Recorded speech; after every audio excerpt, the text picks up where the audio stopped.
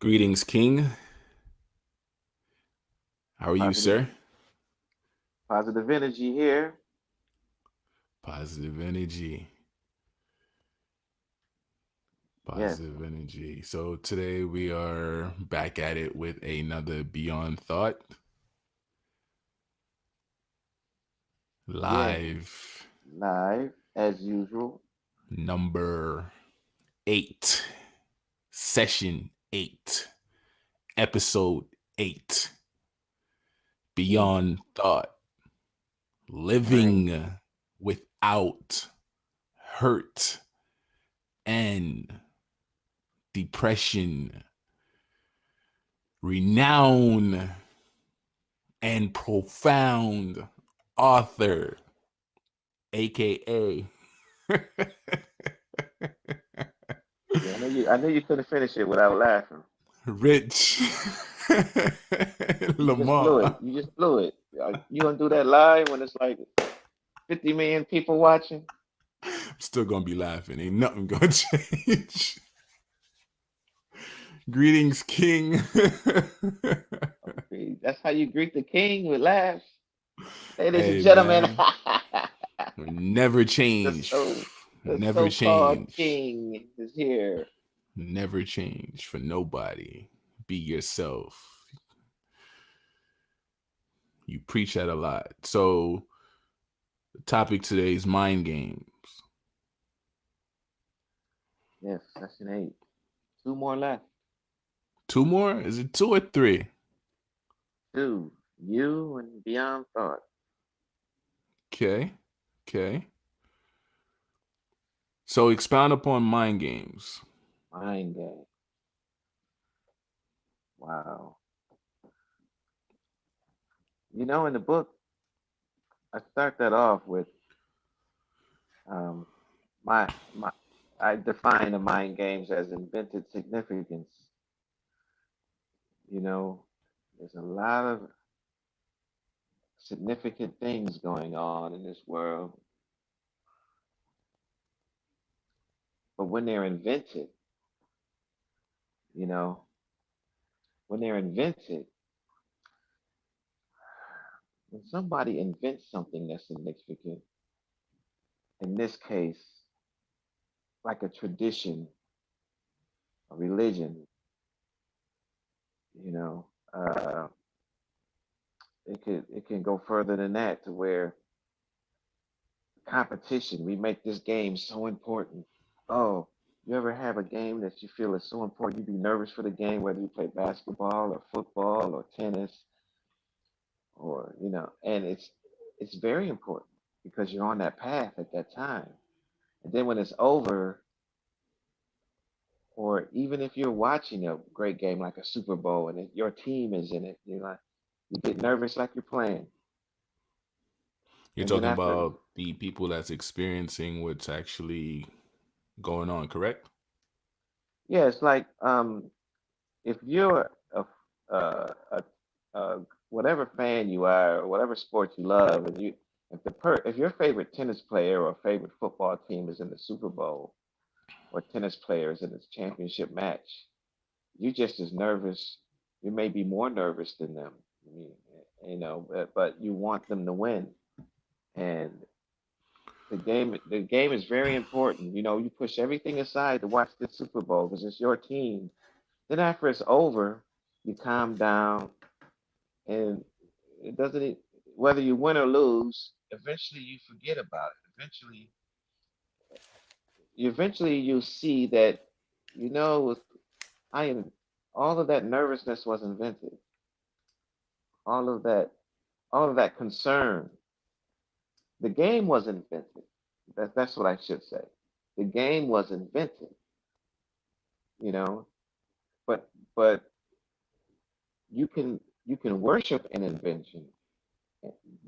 You can make it so important that it's controlling your actions and your moods, and you will pray for your team to win.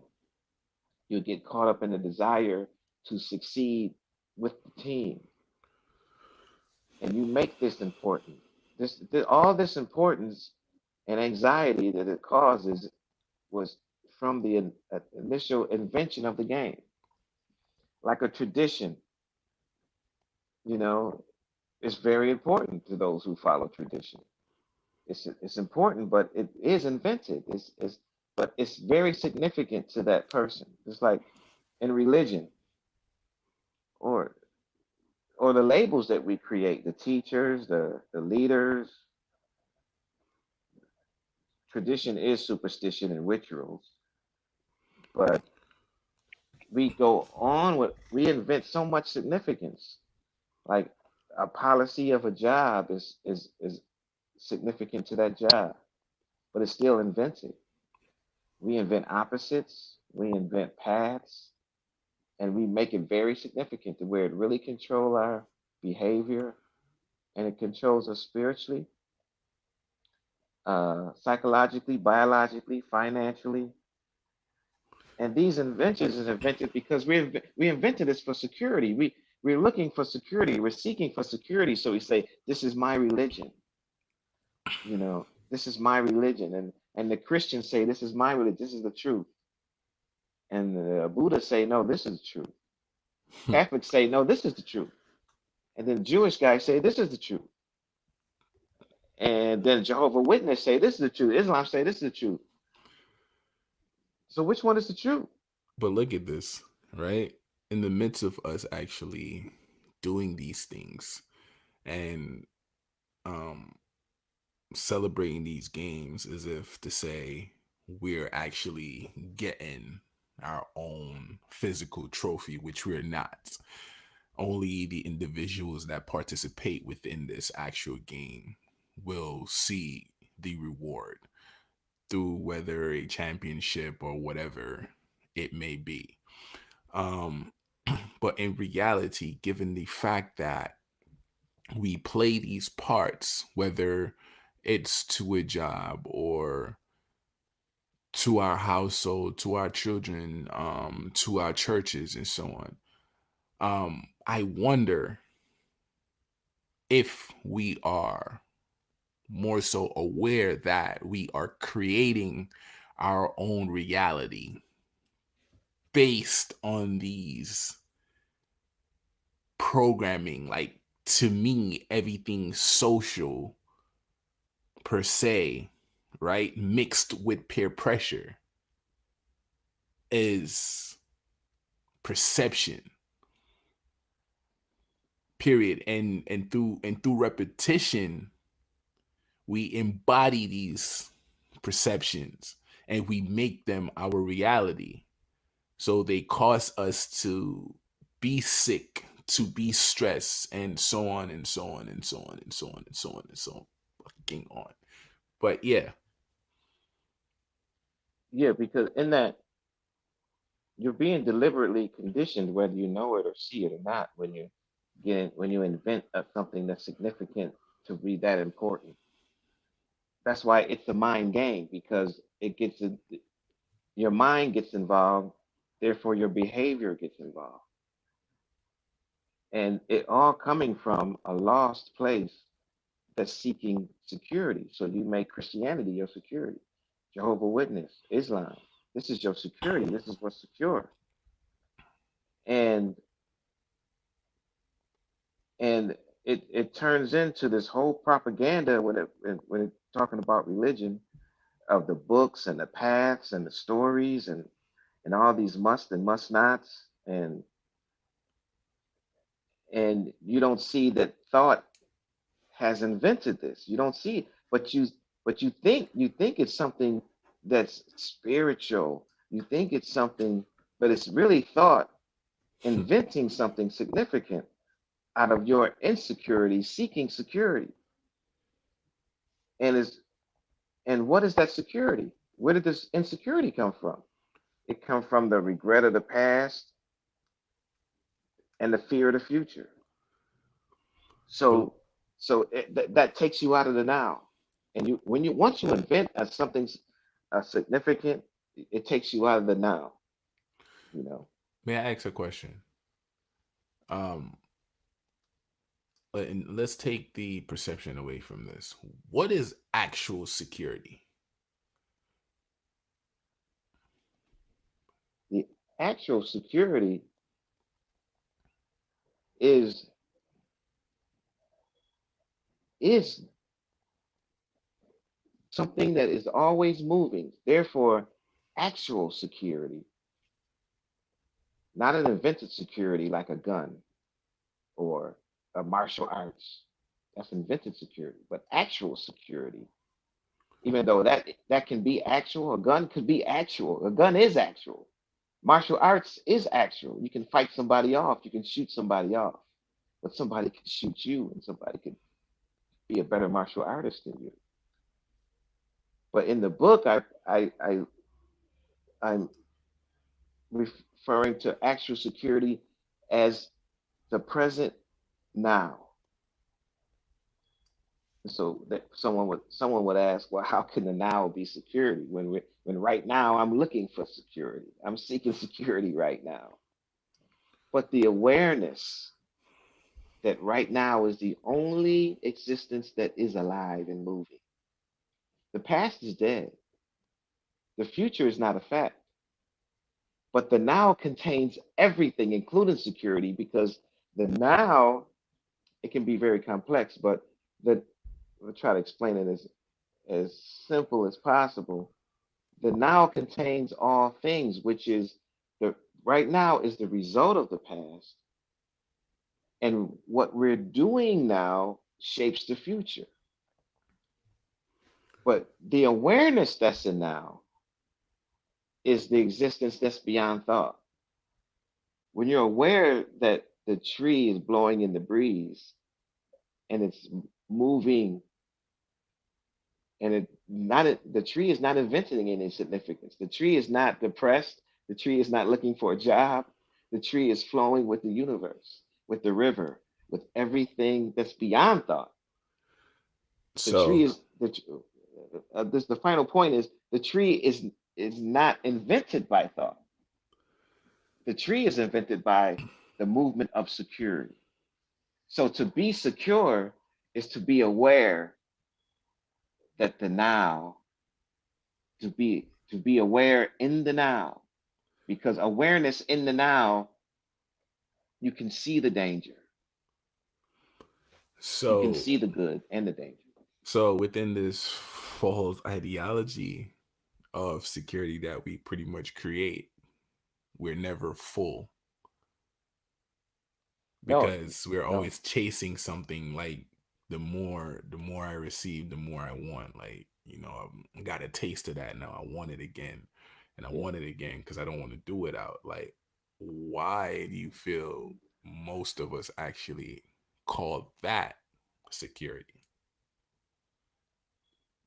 because that is actually the re, the the that's that's the that's really the incompleteness of seeking.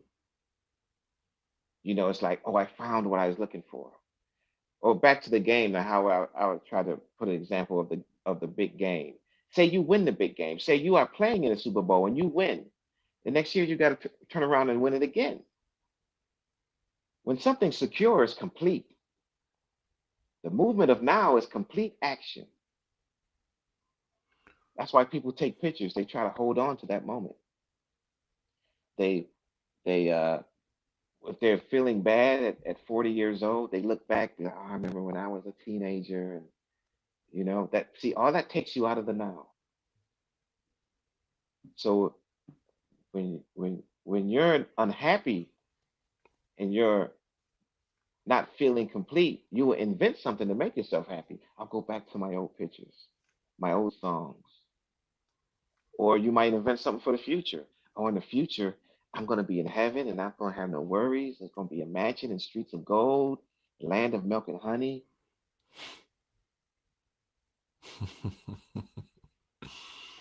The land of milk and honey. And that's not security. That's not, but it's invented security. So now I'm not depressed in right now, no, but it's really escaping the now. It's So not in right, you're escaping the now in that. so it's pretty much belief and worries are twin deceptions. Yeah, because that's all in that. You know, if I'm worried, I need belief now. You know, hey, I'm worried that that guy might not show up. You know, he said he's going to loan us that $10,000, Jermaine, so we can help us start this business. And now, man, and then Jermaine says, man, just have faith, man, believe, man. You know, so that see now that uh soothes my worry at that time, and then I worry again. See, it's never complete. No matter what the circumstance, when you invent security, it's never complete. It's like anything that thought invents has to be upgraded. It has it doesn't move. It's not alive.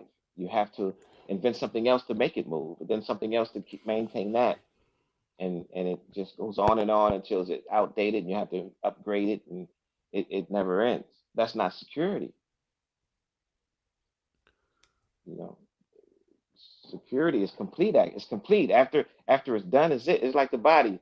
Once the body heals, it heals everything. It doesn't heal high blood pressure and you still have diabetes. The body doesn't work that way. So, to sum it up in a nutshell, pretty much free from all what thought has created. So it takes you out of your limitations and make you abundant. Yeah, the only thing alive is the right now. You know, this is what the book is saying. This, I'm again, people that's listening. I'm not saying that you should live and think this way. I'm saying what my book is saying. My book is saying investigate this. You know, look at security, and if something is secure, it must be complete action with it. So you have to investigate all the security that you say that is security. You have to investigate. If you think your religion is security, investigate it. If you think your woman is security, investigate her. You think your job is security, investigate it. Look at it. Is it really? Do you really feel secure? You can feel secure, but is it security? I mean, I'm talking from a beyond the surface level. A job is security because you're going to get money from that job and it's going to help you meet your responsibilities. But actual security, like the question Jermaine asked, is security that's complete action. It's security that uh, that's that's not a path. It's living in the light. If something's on a path, you have to go through that path, and on that path is going to be incomplete action because the action has to be incomplete because you're not at the end of the path yet.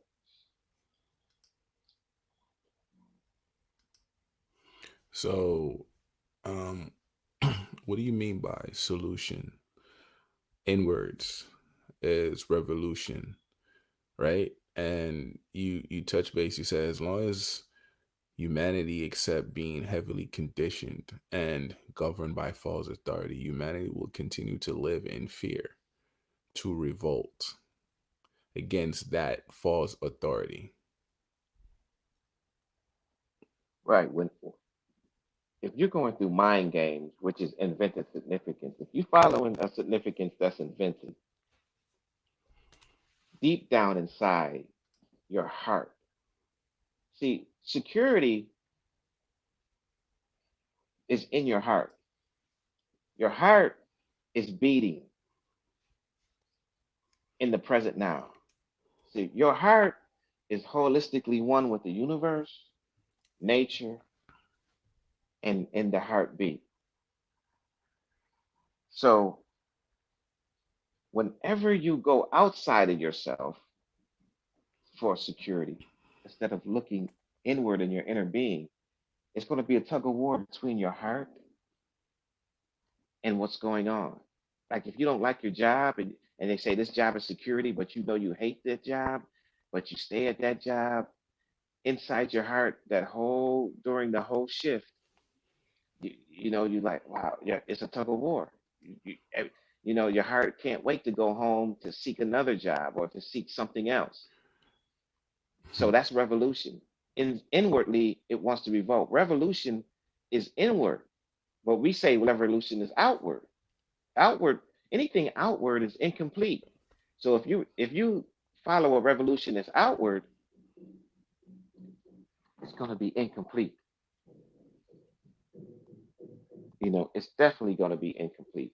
So, but as long as you stay at that job, as long as you stay under a certain government that's treating you unrighteously, it's going to be harder for you to leave the longer you stay because you're being conditioned to stay. So, what is that condition that why does it make it so hard if you stay there to leave? Because the longer you stay there, the more you're going to be afraid to leave because you're going to be like, well, how can I establish myself? I have to start all over again. See, fear. The longer you stay into something that's invented, fear is going to start to control you. You know. and and also, given that fear, you in the midst of it all, you also said that solution is liberation, not education. Can you expound upon that a little bit more? Yeah, I mean, you look at any revolution. You must liberate yourself from the thoughts that's making you be a procrastinator when it comes to leaving. You must eliminate the thoughts that's making you a procrastinator when it comes to leaving that woman that you know you should leave, leaving that man that you know you should leave, leaving that job you know you should leave, leaving that country you know you should leave, facing that bully you know you should face. Anything that you want to revolt and be free from, you have to liberate psychologically first. So the revolution is inward. You must liberate yourself inwardly. But just like we invent significance, like religion, to take, it's a mind game because okay, all I gotta do is wait on my Jesus. That takes you out of the now, and it's avoidance of facing the fact of the future. So um, so when you liberate yourself,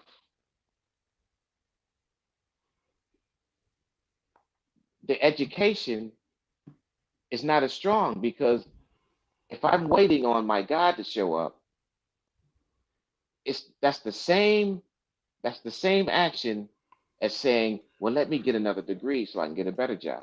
But you get that job, it's going to be the same, the different name, same game. Well, learn about, let me research this so I can get out of that. And you got to research some more. So education has its place, but it has no place in complete action. Education is not complete action. Liberation is complete action because once you free from it, you're you're free. Liberation is complete action. Education is incomplete action. It doesn't mean that education not important. It doesn't mean that education doesn't have its place. But when it comes to liberation, I mean, if you can see it when George Washington left England and he finally liberated from England, what were they saying? They were saying, give me liberty or give me death. And then they created education.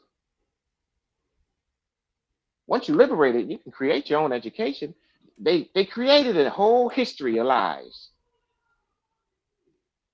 But when you're free and you're running things, you liberate it. You're free. It's complete. A question I've always wanted to ask that I've never asked in our other Beyond Thought sessions. You being the author of this book and the amount of gems that you actually brought forth within this book. It's great work, by the way. Magnificent. Um, Thank you, sir. if I'm someone that hasn't or haven't read your book, right? Within a few words, what would you say that make this book stand out above all of the books that other authors have conjured within society. What makes your book the book to pretty much ingest that helps alleviate conditions, stress, so on, um,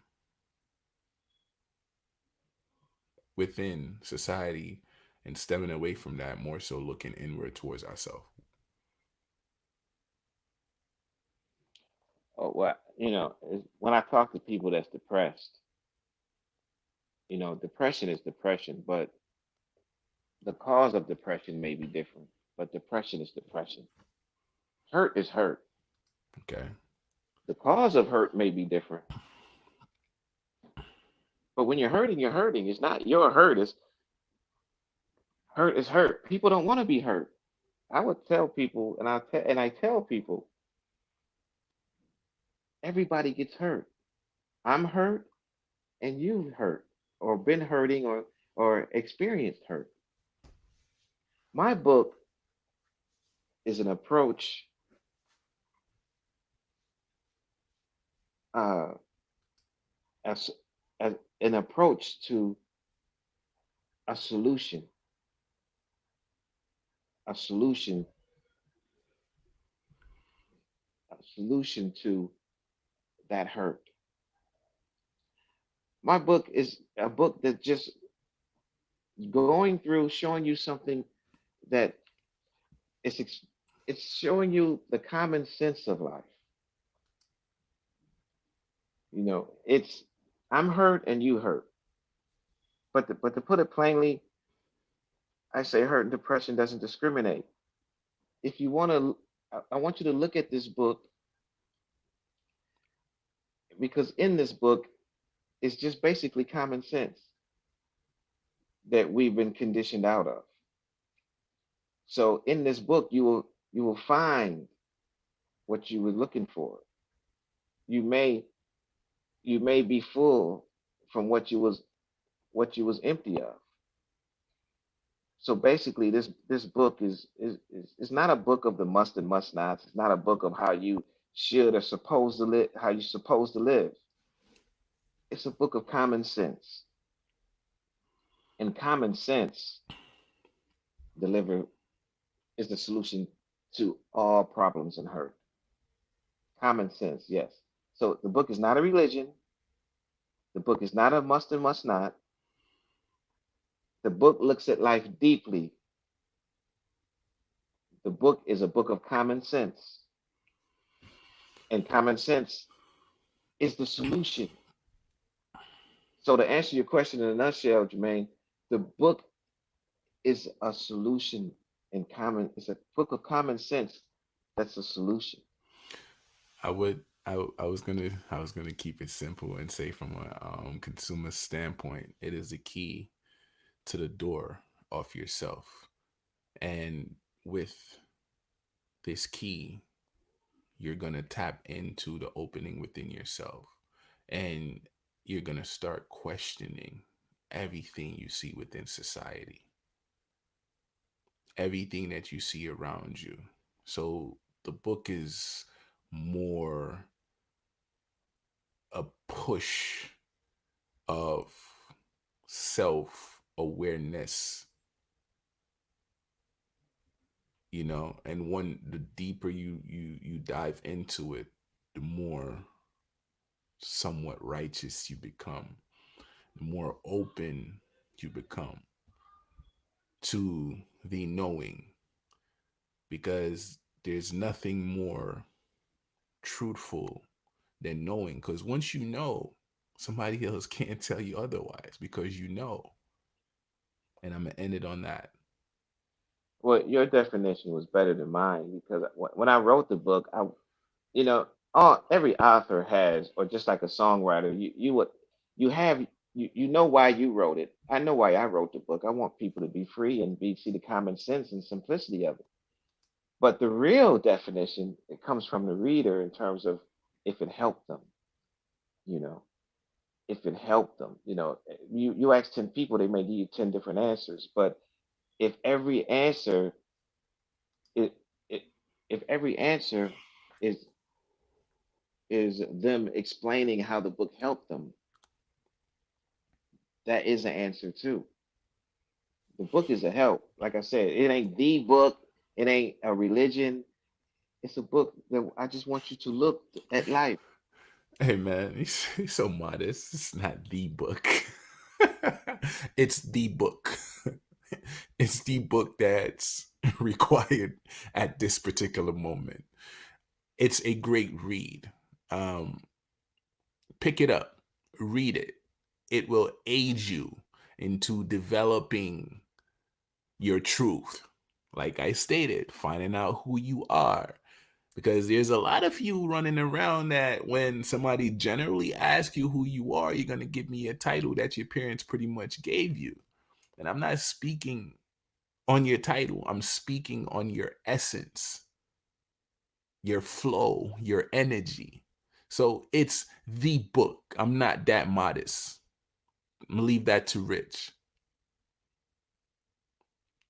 I'm humble But sometimes, not all the time, no, not within this moment, especially when something hits different and it has a magnificent feel to it. It's written by a black author, and it's a solution to everything he'd been through, whether it's his depression, whether it's um all his endeavors. This book is an embodiment of him. It's his reflection. Like sometimes reading it myself, I'm like, this dude, really, he wrote this. And then you talk to the man, he be like, yo, he's a depiction of the everything on the page. It's like the embodiment. He's living, he's breathing it. It is what it is. So I'm not gonna be modest in that department, King. Like your roses, and I will always give you your roses, and that's just what it is for me. All right. well, yeah, well, I appreciate you, and this is why I'm on the live. It's, your live is needed. I, I, I see my book as being needed, but I just want people to look. My book is saying, look, and look how great you are, and check this out. And I want people to I wanted to. People always ask the question, why did I feel? Why do I feel this? And why do I see this differently? I try to answer those questions in the book, the deep things. And we don't try, man. We do. All right. Low frequency words. Oh yeah, that's right. I mentioned that in another live, but that we've been talking so much. But yeah, the book does that. The book, it's saying look and do. That's right. It's saying look and do. Perfect example. It's like one of the paragraphs on page 75, right? Pretty much what it's stating, it's the book is a dancing with the rhythm of the heart, you know, through the soul of life. It touches by everlasting energy and righteousness order. All actions are genuine and flowing together for good. Your action is righteous. Action, sustaining clarity, pretty much. It's the light of wisdom, understanding, and intelligence. Yeah, That's a that's the paragraph. yeah, that's the flowing. Yeah, that's the flowing in the present, undivided now. And see, when the now is undivided. So if I'm in a mind game, if I invent a significance so I can be happy in the now, if I say, well, okay, I'm a Christian now, or I'm a Jehovah Witness now, that's going to divide me from the people that's not a Jehovah Witness. In all actuality, remove the labels. See things without judgment. Period. Yeah, Just see it don't for what it is. right. Don't even Close your name it. mouth. Don't even name it. Try that. Try looking when you're going on a walk or now during this crisis. Everybody, people. The good thing about this crisis is, it's like I say, no disrespect to the people who have died and dying, but this crisis, like every crisis, forces you to look at life deeply. Any World War I, World War II, any great war forces everybody to look. at life deeply. And then after that war is over and after this crisis is over, life is going to change and the way we do things in terms of the paths that they created. So, but this book, we flow with nature. So we see the wars and the crisis coming. The book is saying be liberated from all that.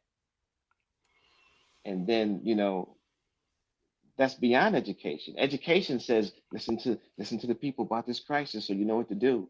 Liberation says flow with the now and listen to what your heart is saying, you know, and you'll feel the security of the universe is protecting you because people are scared right now because they don't know what's going to happen. Man, if being scared make you spend money, I need to figure out a way to get them to spend some with me. um, because they don't look scared, they look comfortable as hell doing the same basic things they have been doing for the longest. Yeah, but like in my book, you know, my book says in different ways that we are in a war. Now, the people on the front line, it's just like being in slavery. You had the house slave and the field slave, right? The field slave's on the front line. He got the whip. He got his wife raped, his daughter raped, and he still had to work. He's on the front line. His his perception of life is going to be more direct and more stern than the slave living in the house. But it's still a war. You're still fighting for freedom, and this crisis is like that. There's some people that's suffering in this crisis now that we don't even know about. And then there's some people who's just filling up their houses best they can, but still it's a war. It you can tie down everything in the house, but what if the crisis take your roof? You can be okay. You can have a fat bank account right now and not worried about finances or getting anything because you are always comfortable, even though they close your job down for a month or whatever. But still, what if you get it? Then what? Now you're on the front line. What if you get see when you're in a war and on a path, you can get called to the front line at any time. So there's no security in it, whether you're driving or walking.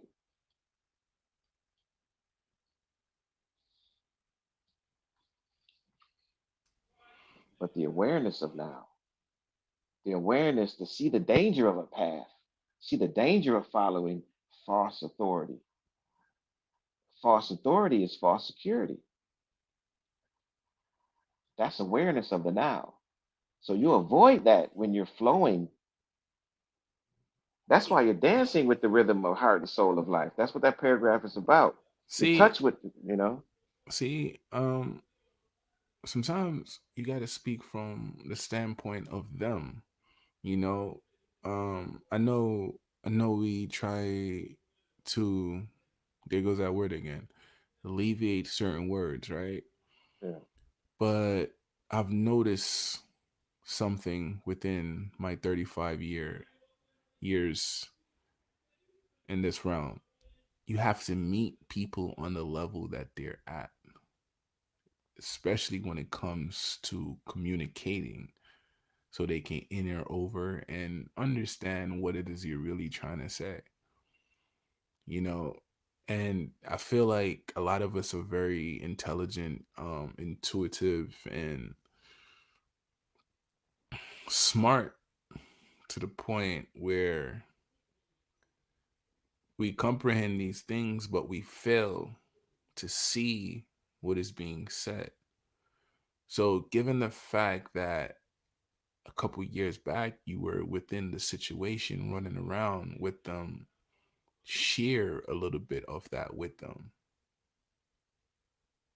When I was running around where? When you was running around within the same circumference as them, when you were sick and you were going through certain things, touch base a little bit more on that. Oh yeah. I like I said, my depression wasn't just uh, uh, being upset because something didn't materialize. My depression was, I call my, I'm holistic now because my depression was everything. It was, my depression was spiritual, psychological, biological, and economical. And all of it was falling.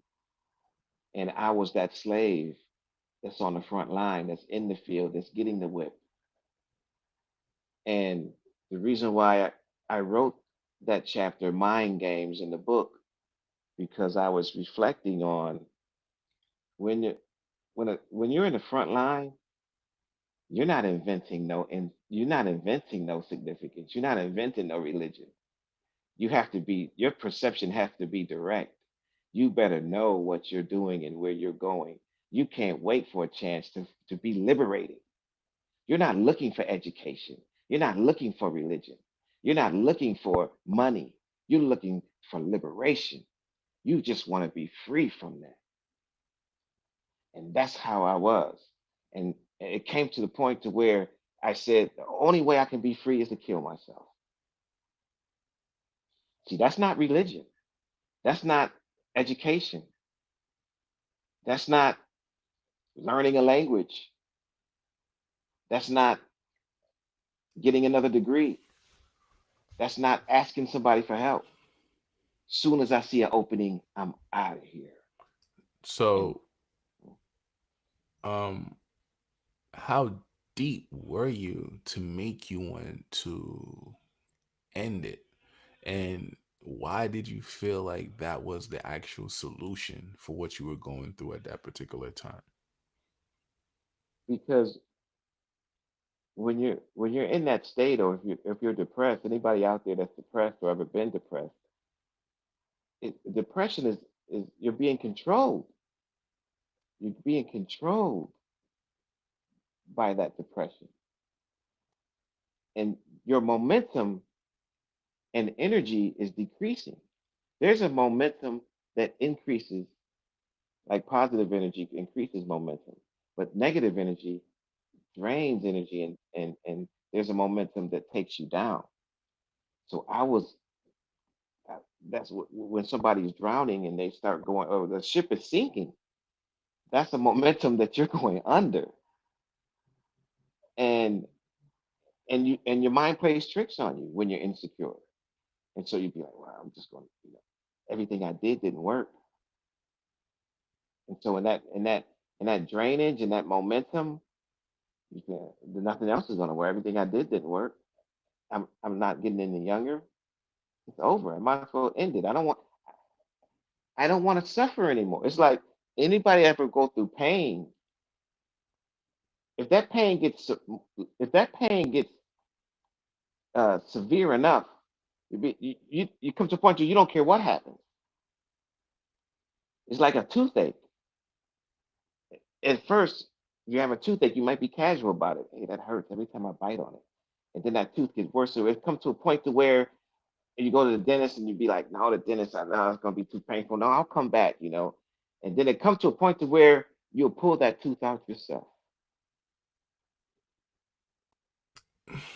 You know, a part of me when I was going through, and I, I guess you can say it was depression because I had a few moments where I wanted to end it, right? And it's like I was on the brink walking that tightrope. It's like a part of me was, yes, I'm going to do it now. And as soon as that attempt was attempted, it's like my heart, that true voice within me, like, dude, what are you Yeah, doing? This is not your time. Like, right. you're here for something else. Like, I don't care how many times you tried, right? That's And perfect. go ahead. I'm sorry. That's a perfect example because that's why I wrote this book. I want people to look deeply. See, when you're in a crisis, you look at life deeply. No matter how bad it is, you're forced to look at life deeply. And your heart is always on your side. But when you're in that momentum that's draining your energy, you're ignoring your heart. That's why in the book I say you're never alone, because that voice is, when that voice realizes you're not going to listen to it.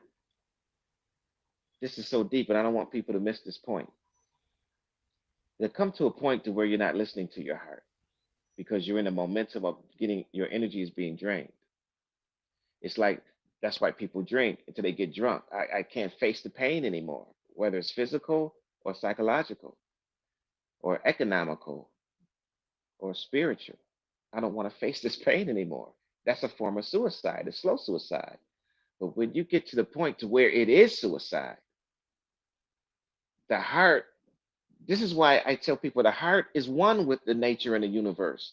Because when it comes to the point of suicide, you're denying the heart and nature, but the universe steps in and pulls you away from the mountain, from the cliff, pulls you away from the car and the carbon dioxide, pulls you away from the knife. It takes the knife away. And that is beyond thought. That is beyond religion and mind games and invented significance. See, the invented significance comes when you're hurt. You want the hurt to stop. But when you're at the point of suicide, literally the universe move. You're never alone, and literally the universe will move. It will move in your favor. If it does, some people are too far gone, and it happens. But when it doesn't happen, that's the universe moving. That's why I see. I don't know. I see. Seeing is above knowing, because I see the universe move and save me. Knowing is knowledge. It's like education. It's never complete. It has its place. You can know, but knowing is never complete. Knowledge is never complete. So that's that's it's actual, and it is, but it's not complete. But when you can see, that's the action of awareness that keeps you moving in the now, and protected, and surviving with the protection of the universe. It's a better protection than a bullet and a bomb, I than have a martial arts. I have a rebuttal to that. Reason why I say I have a rebuttal to that, it's not that what you're saying is incorrect, but for me, there's a different knowing. And this knowing that I'm speaking on, when I said there's a different one, is the knowing inwards. See, you can come to me and tell me all different types of whatever you want to tell me, right? And I may have never read the book that you're referencing, or from experience, whatever experience you're referencing, but I know it's something within me, has nothing to do with that education. It's just the righteousness within me. My heart just knows. You know Right, how right, you right. you know how they will say that your ancestors is a part of you and they never die. They're within your very essence, your Yeah, cells, and you are the universe. And so that's the type of knowing I'm talking about. And that once that knowing is activated, or it shows itself, let me throw activation out the window, because in order to activate something, you have to be on a path. So when you're flowing, right. and that knowing is flowing with you as the universe flows, right? Nothing can't disrupt it, and nothing can debase it or rebuttal it. So that's what knowing means for me. But I grasp what you were stating as far as the educational terminologies, but for me it's a different form of knowing. Yeah, but I went through that in the book, because know to know is knowledge, and knowledge has its place. However, this is why I say in the book, the word is never the actual action, person, place, thing, And or thought. The word is from thought. We're saying the same thing, Jermaine. We're just using different words. Your word and my word is not the actual action. That's why this book goes deeply into words, because I want the reader to see why they feel the way they feel, and why what's going the way they feel inwardly, and what's going on outwardly. The word that's why when you love somebody, you love your boys. But when you in action with your boys, there's no words can explain that. It just flows. That's why well, you know me, Jermaine. I'm into flowing. I just put words down because I had to write a book. But looking at life deeply, I see where words come from. Words are spells. You have to spell a word out.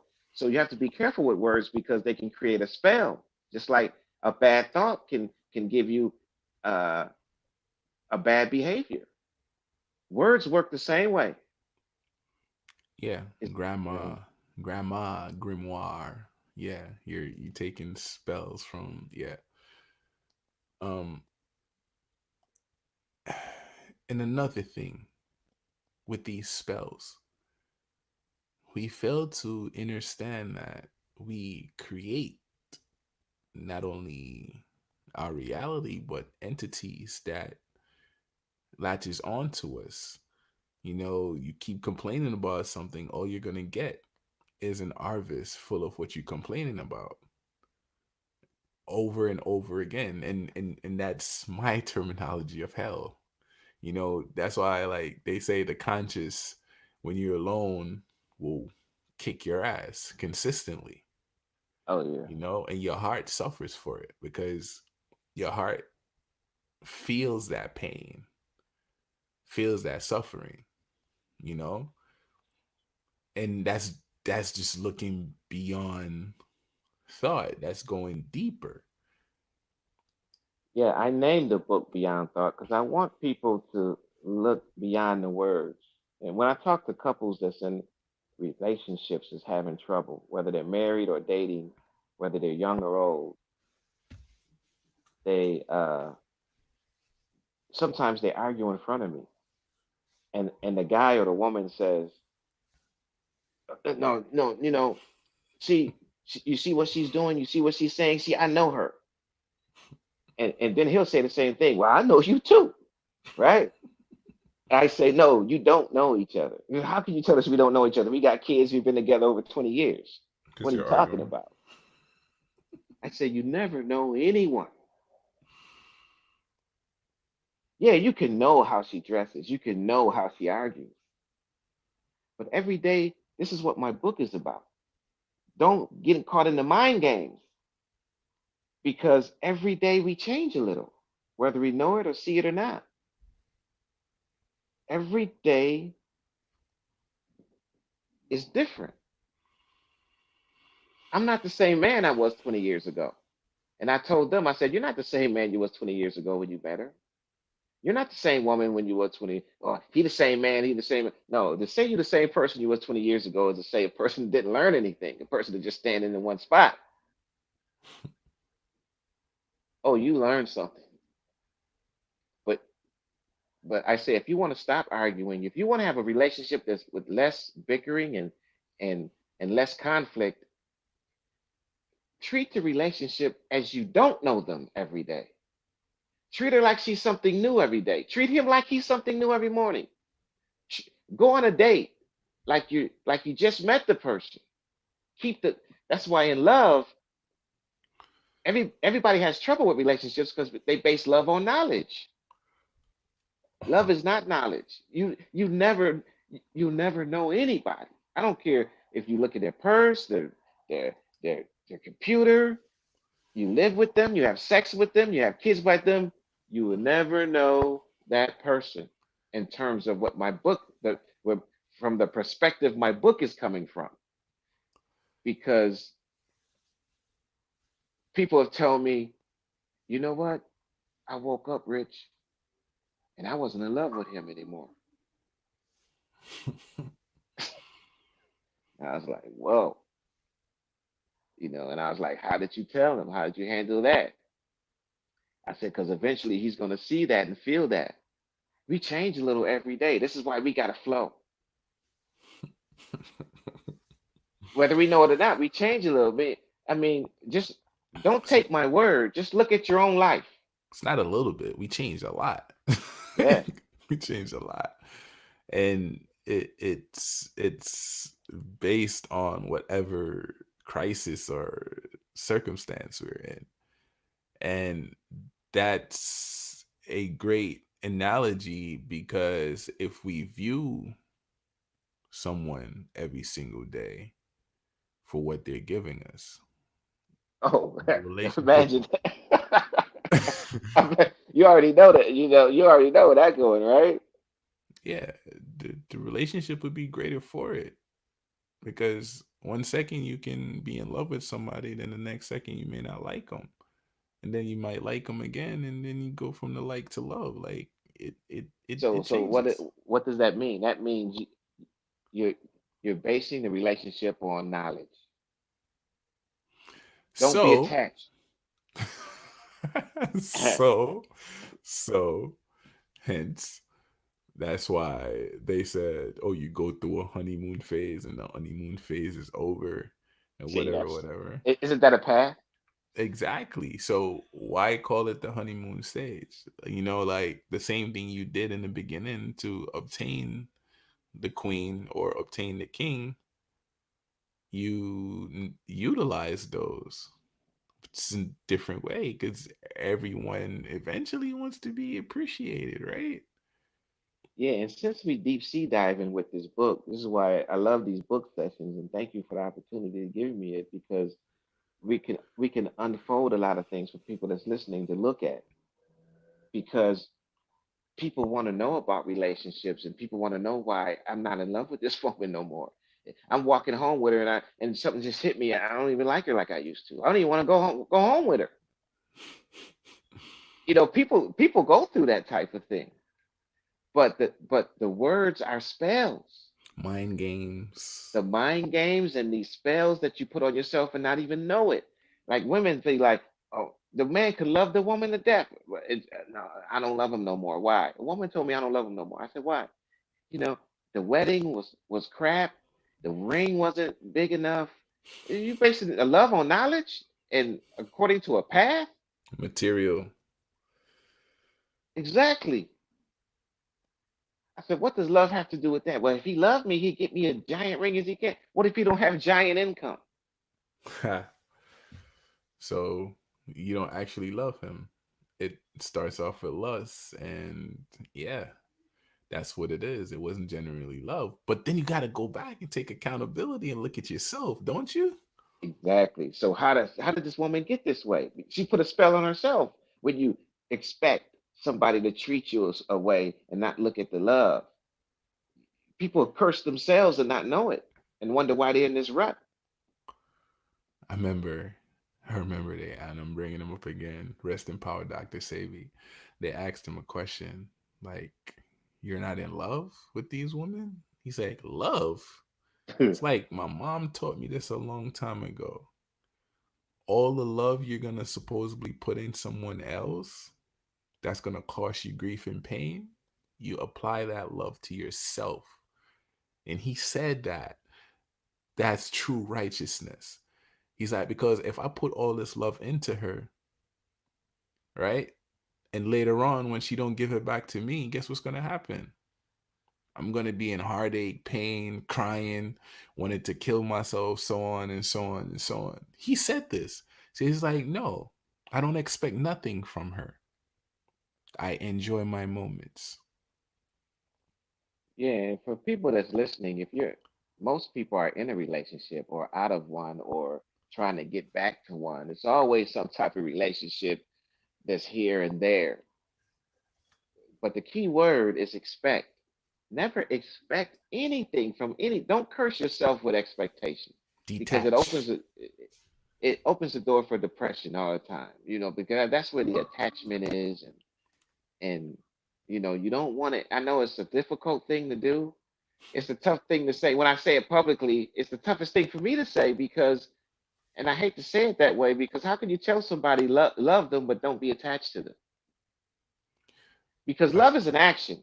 You love wait, your boys. time You out love though. your boys, right? Time out So though. wait, the point I want to make, Go ahead. love is action. Okay, go ahead. Love is action. Okay. But attachment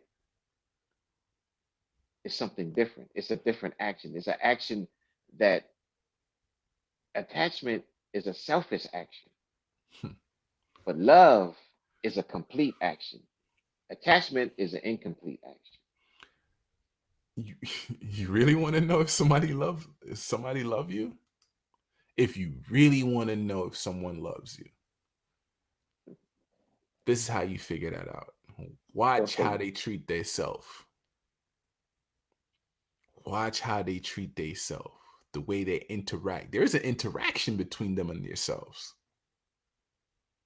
Yeah, but it's some people that love. I know women that love a man more than themselves. I know But men that love women more than themselves. but you doing that, there's going to be conflict because that's not Okay. necessarily Okay. love. Right. That's an obsession. Yes. And if you know genuine love and you apply to yourself, you would know that that person supposedly loving you is a continuation of the universal love that's pretty much moving on a daily basis. So it's a little bit easier for you to take what that person says because you have no form of attachment to them. So whatever they give you, like, oh, it's just Jerry. Oh, it's just Simone. I saw that. It's cool. All right, let's go forward. What else? Yeah, because and the people that's listening, young or old, because relationships start early, and not just a relationship of being intimate or married, but there's a relationship with your kids and your neighbors and whatever. But in a relationship with a man and a woman, you might be have a boyfriend and you're 20 years old. You may have a boyfriend and married at 20. You may have a boyfriend or married at 70 or 80. But but that person loves you, and the way my book says it is, if you want to see the love that someone has for you, you you must see this. It shows in their selfishness. If they're selfish towards you, they don't love you. See, because where there's selfishness, there's no love. And I've talked to couples, and the man's and when they arguing, it'd be like I. I was like, all these eyes. That's too selfish. What What are about we's and us? the us? Yeah. What you know, selfishness is the common denominator of all breakups, no matter what the relationship, whether it's with your pet or your career, your job, the woman you're in the bed with, the woman you're married to, boyfriend, girlfriend. Self. I'm not saying all the other things don't apply, but selfishness is always the common denominator. It is the foundation of breaking up, from teamwork.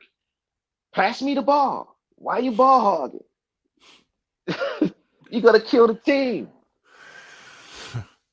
you know, you know what I noticed. With me, because I've been down that road before. Um, Giving all of me to somebody else. So when that person is no longer a part of my circumference, I tend to mope within four walls of myself. And I go around feeling bad. I'm depressed. I don't want to talk to nobody. I'm locked. I'm shy away from the sunlight. I'm in darkness. And the moment I got out of that and I'm healed and my energy's up and I'm glowing and shining, the same person that hurt me wants to come back. And me loving me being selfful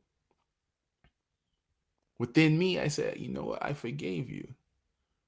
So I can welcome that person back with no attachments. But Yeah, sometimes they're still attached. And sometimes there's familiarity there, right? And you being who you are genuinely, showing that same person that genuineness of you, they misinterpret that. Like you haven't got over me. Like I'm still this to you, but that's not what it is. I've grown. I'm more in tune with me. I'm self full now. So there is no attachment to it. Like this is just me genuinely right, being right. myself. There's no attachment. Period. And they give you all different types of labels like, Right. yo, you, you haven't changed. You don't know what you're talking about. This is me. I know you. How the hell Right. you gonna know me when you don't know you? Because you're how they still within attachment. how they gonna know you? You don't know you, but you know me. Does that make sense? That's not common sense. That's obsession. And you And what ever the go ahead? Go ahead. I'm sorry. no, but switch it around. How can somebody tell you what to do when they don't know you? Like a politician or a preacher. Oh, you have to do it like this. That's why I say th- this session is called mind games. People create a mind game to get along. Well, that's my chief of the keeper. It's better the devil you know than the devil you don't know. You get all these phrases, right? I even quoted that a couple times. These mind games, why beat a dead horse, and all these phrases come from mind games. Just let Okay, it go. just Happy let wife, it, happy life. yeah, Happy me, happy life. Happy me, happy wife. Happy me, happy hus. And vice versa. and you can't. Love is action, but they put all of these words on it. Well, when I married, I'm gonna go through no divorce money. See, you can't put knowledge on action of love. That's why one of the most difficult things in life is a relationship with a man and a woman because if the you know when you're courting and dating is great, but when you start living together, when you get married, you're one, but still the things come out that didn't come out because you're sleeping, you're in the bathroom, you have to live as one. This love is going to test you. Oh no. When you're one is when you're on top of each other. That's when you're on one. on the side of each That's when you're one. Cause don't go in the bathroom and take too long. Is everything okay with you? other. Are you all right in there? Like, I'm good. Can I just take this moment to breathe? Can I meditate for myself? Like, you can't do everything with me. You gonna jump in the casket with me when it's time to go? Yeah, I mean that's why I say love is an action. You can't fake love. You can't fake love when you're living together. The faking was just like this crisis. People have to stay in the house more than often because nothing's open. So a lot Oh of people are no. going to be breaking up. You know that, right? So it's like I gotta go make a run. Run where? Everything everything's closed. Well, I Not gotta go in. around. I gotta go check the garage out. I already checked it out. I just gotta go outside. Damn it! Hey man, why you messing up these people's relationship, man? You got her thinking now. She's like, wait, that's what that is. He's trying to avoid me. Oh, she don't want to be with me anymore. Like, stop. Let these people drown in their own. Let me stop. I'm just being an ass. drown in their own sorrows, man. Like that's But, that's but that's look, no you way to know, be. if you ever been married or if you ever lived with somebody, you know, and if it come a time to where you can't, just like this crisis, you can't go in and out. See, if she's got a car and you got a car, she could leave and go. I'm going to the store. I'm going over mama's. Okay, I'm going to see mama.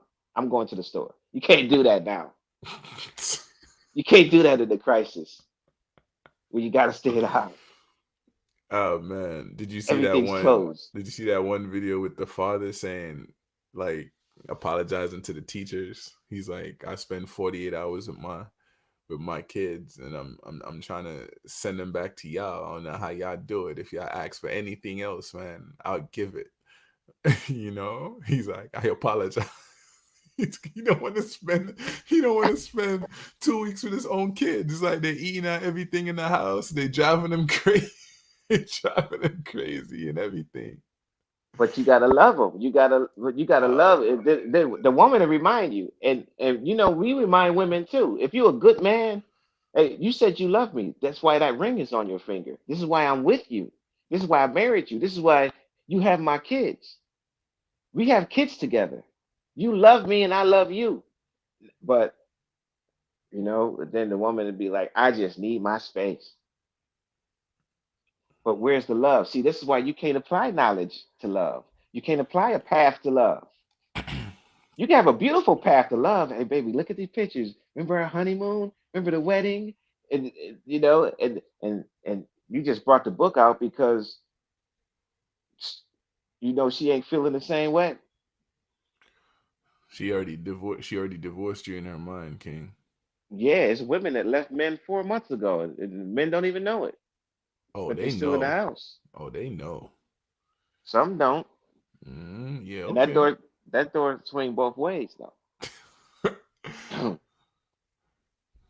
Once I leave, you gonna know. But And it's it like but it's like love is an action. But we invent significance.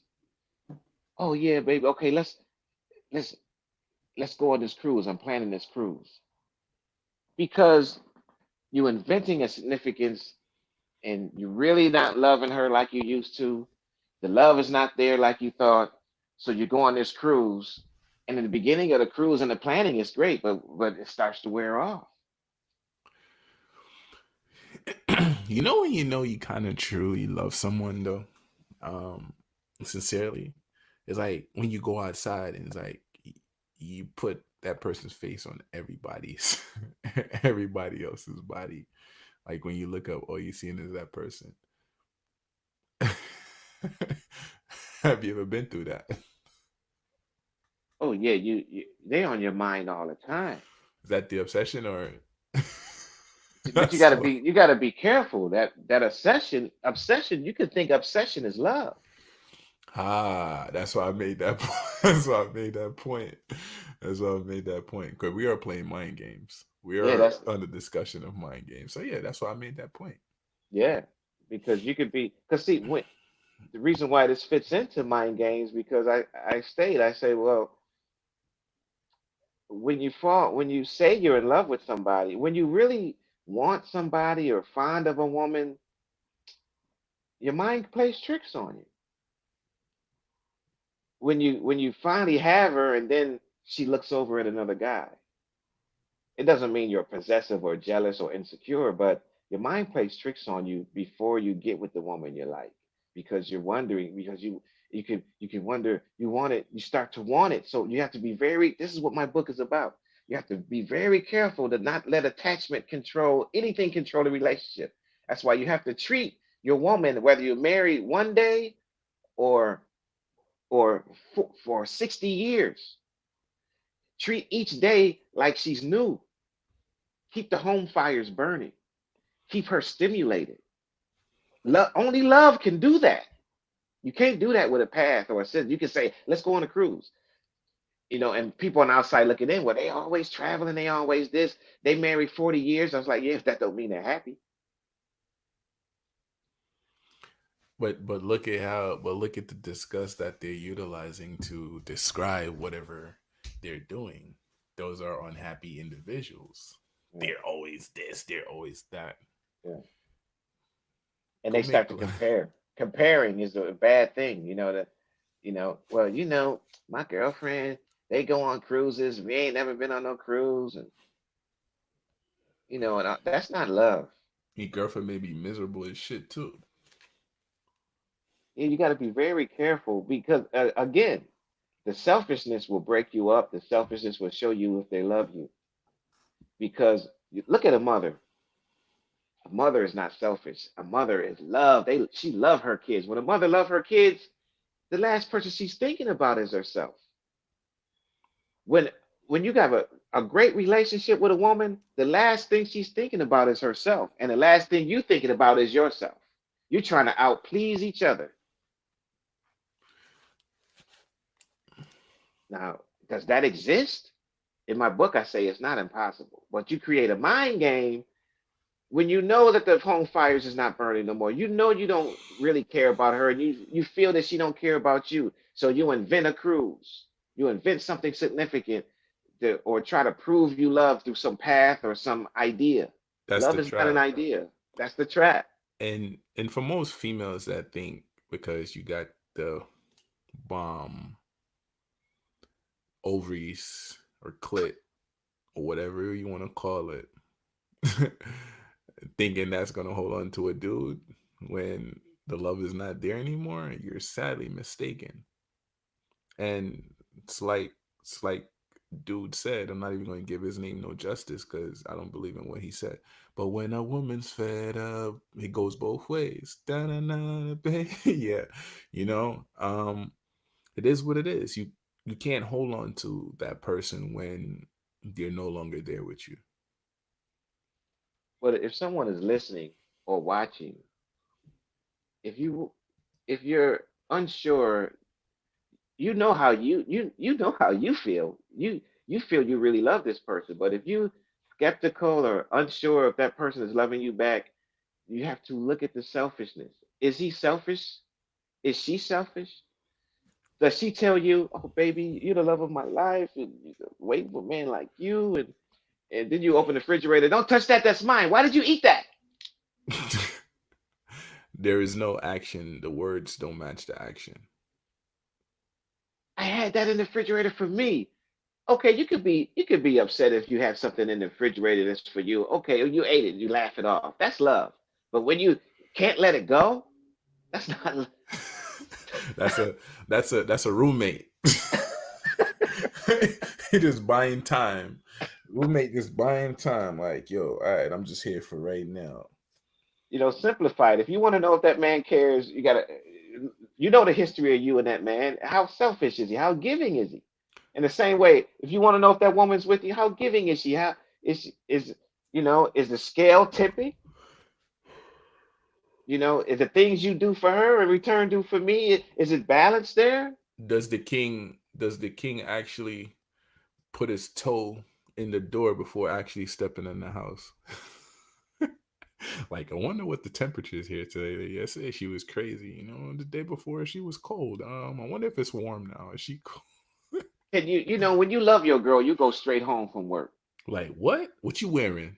I'm on my way home. Oh, you cooked? All right, you want me to pick something up? All right, cool, because when I come home we're gonna be touching, right? Hey, when you love your woman, you go straight home from work. There's no mind games. Like, what you been up to? What's your day?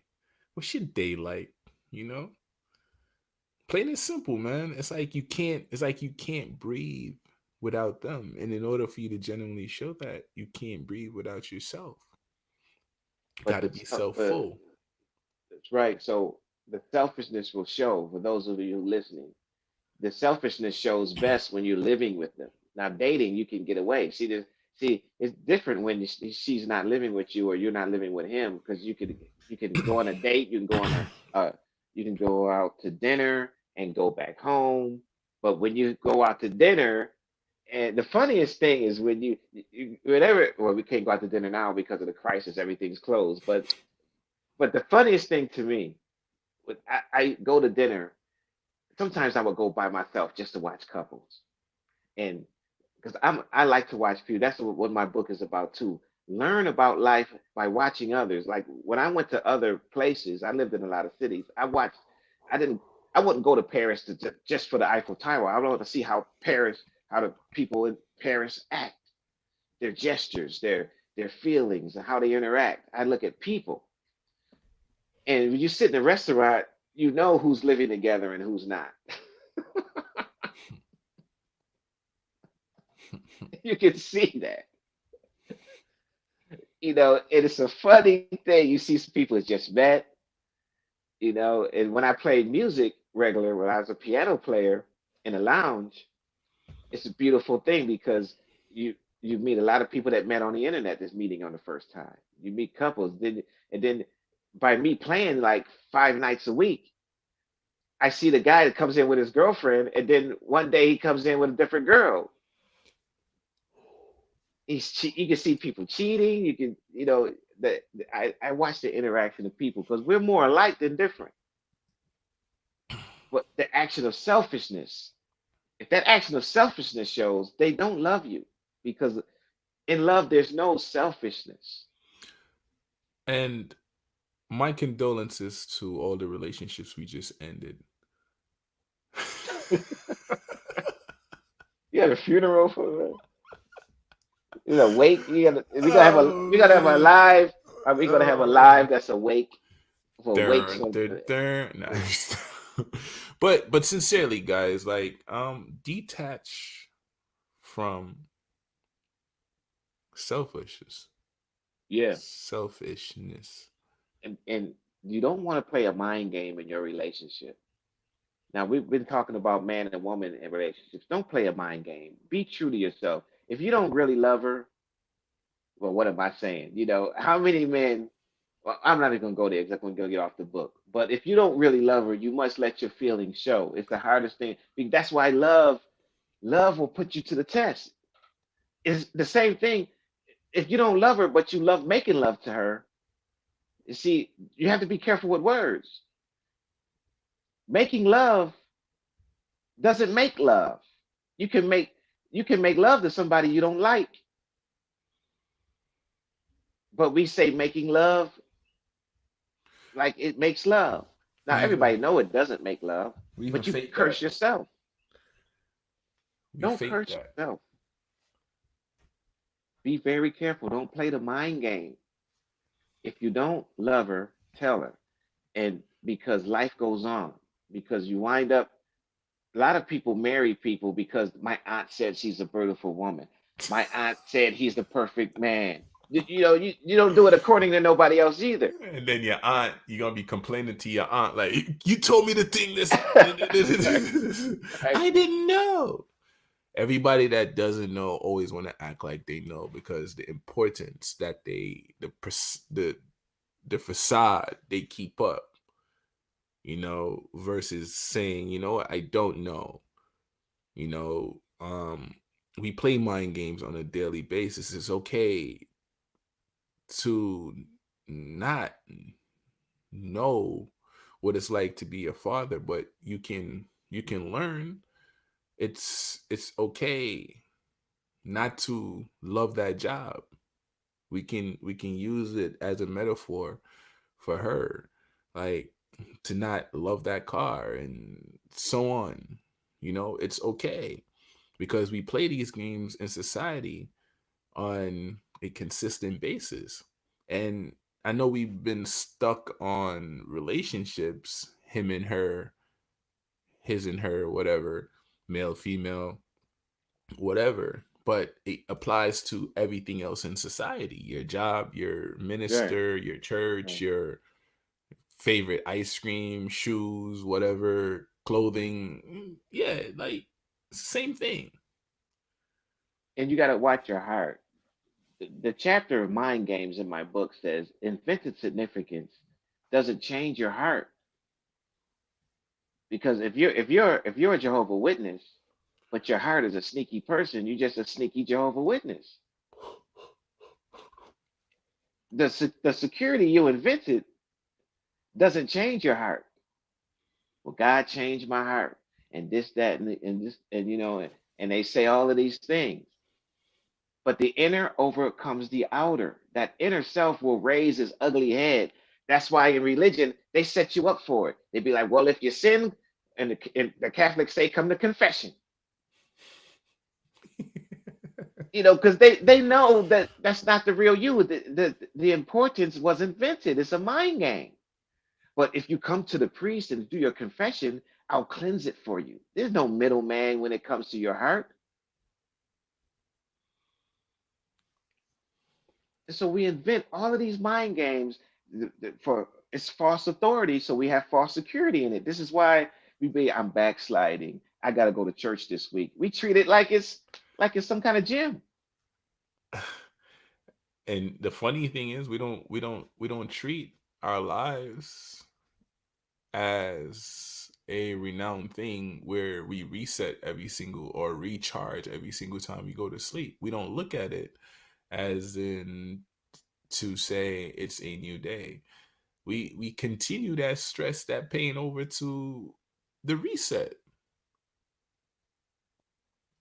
and forget that it's a reset. Like, okay, it's different today. I'm not living in yesterday. It's a new day. Let me gravitate to being happy and flowing with the universe and watching the sun shine and listen to the birds chirp. Nah, yesterday that Mark messes with me, man, and I'm mad. I'm going in today. I'm a screw him. If he ever says to me, I will bark on that dude. And like, you're you're carrying pent up feelings for everything that you haven't detached yourself from. And that's a form of sickness because Mark or whoever that you're upset or mad at is going along with life. He's still taking a piss, still taking a shit, still eating food, still getting fat, whatever they're doing, not knowing you're upset, but you're the one walking around bloated, sick, going crazy, saying all of this stuff, casting spells within yourself and wherever else you are, you know, depressed. Detach yourself, separate yourself, or let things flow through you. Therefore, you can gravitate to the bliss of what it is around you. True righteousness, universe. Well, that's why I say in the book, especially in this chapter, I start out with the inventing, people inventing mind games, and but people ask me, well, what is this flowing? Because uh, I don't want to make any more mistakes in relationships. So in the book, in mind games, I say, well, you you you have to liberate yourself from trying to define a relationship and trying to make that man fit into your definition. You have to liberate yourself from education and and knowledge because that doesn't apply. That doesn't apply to love. You don't go to school and have a class in love, and then when you graduate from that love class, now all the relationships is full of love and there's no problems. That doesn't happen. Love starts in you. Right. It starts in you, and you have to get rid of all the education and the knowledge that you think you know from this person. You can't be with that man because your aunt says he's a good man, because your mother likes him. And if I had a $5 for every woman that told me, "Oh, my mother likes him, my aunt, my brother plays with him," and I said, "What about you?" You said everybody but you. You don't want to Well, have to live with him. exactly. So all that you experience, you're gonna experience because you're the one doing it.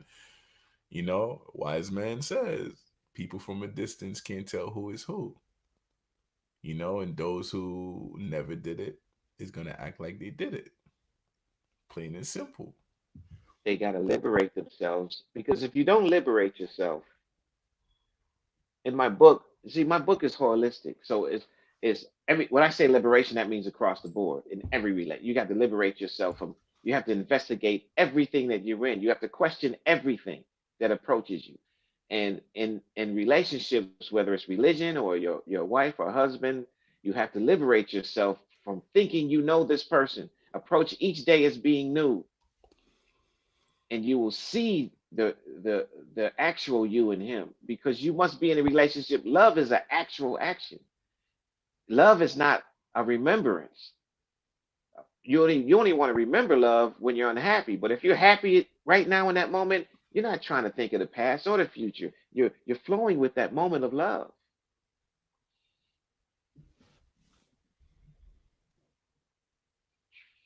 So you invent a significance when you're right now is confused or hurt or worried and you're not in love. So I invent my love in Jehovah Witness. I invent my love in Islam. I'll invent my love because if I have to have a belief, if I have to have a belief, Jermaine, that means my right now is not secure. I'm on a path. I have to believe I'll get through the path. So that's not dealing with the actual now. That's not righteous action. But our society is based on a belief system. This is why most people in society is having problems with relationships, because love is actual now. A belief system is an illusion. A wedding is a is an event. It's not the love and the marriage. But people get caught up in the event of the wedding and forget about they gotta love the person. And love is not gonna love is like your body. You can't lie to your body. You can fool Lamar, you can fool Jermaine, you can fool your kids in the church, but you can't fool your body. And your body is one holistic with your heart and love and universe and nature. You can't fool them. You can't fool love. You can fool somebody that you are in love, but you can't fool love. Eventually, the inner overcomes the outer.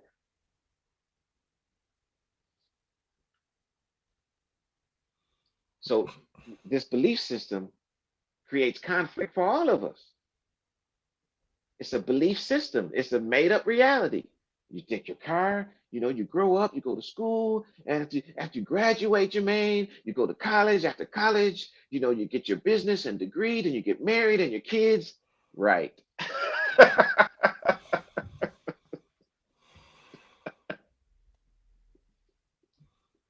You wanna give them a summary of where they can get this book, your information,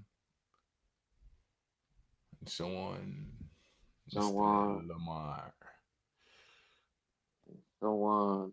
Oh, that's copywritten, man. Don't try to use my copyright. That's infringement. All right. Oh, what else is yours? You got to give me a list, man. You like the patent office over there. Hey, man. It is what it is, brother. Ladies and gentlemen, Jermaine is the patent office. You better be careful what you say. He'd be like, "That's mine too." Yeah, mine. Excuse me, that's mine. Mine-itis.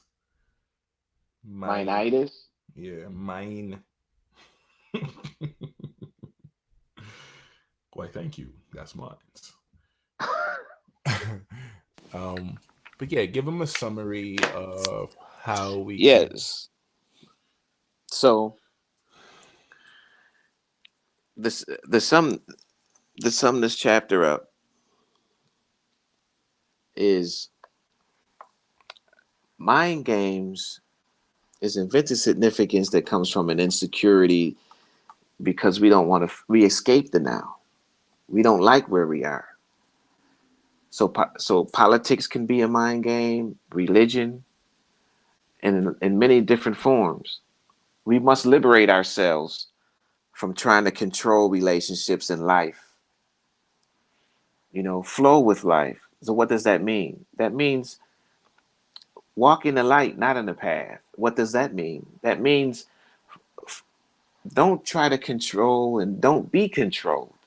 That's the action of freedom. That will clear you. Liberate yourself from trying to control your woman. Liberate yourself from trying to control your man, because that brings clarity of what that man actually is. It brings clarity of what that woman actually is.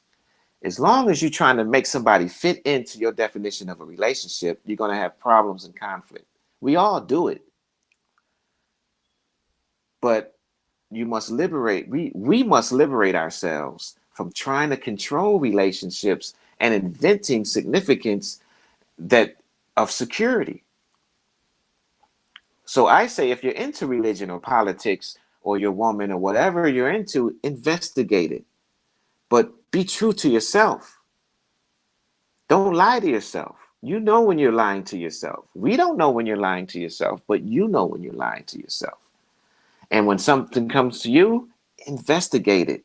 Look, I don't care if it's the priest, the pope, or the president. Investigate it. Look at it like you investigate buying a new car or a dress or a suit. And if you like these sessions and any new listeners, you can Google this book. You can get this book by going to Google and putting in Beyond Thought by Rich Lamar. It's a $20 book, but online. If you email me at richlamar18@yahoo.com, it's a $10 book. You can read it on your phone or your tablet. My email is RICHLAMAR18 at Yahoo. Or you can call me 702-610-0687. The name of my business is the No Stress Life. I help people with depression and with cleansing the body. And they can purchase my book. Everything I do is under the No Stress Life because uh, all the chapters in my book is about living life less stressful. And to sum up the book is that's what the book is about. Me helping people live life less stressful. That's why I help people with depression uh, and cleansing the body because that's less stress spiritually, psychologically, and biologically. Oh, you waiting on me? Yeah, hello. Session 8. You couldn't even make it to two. We only have two more sessions left. You're already falling Oh asleep. man. And for those of you that would like to inquire about joining Mental Rolodeck, please send me a request at King Jermaine and inbox me pertaining to our upcoming live. If you know someone that you feel like would like to participate within our lives, feel free.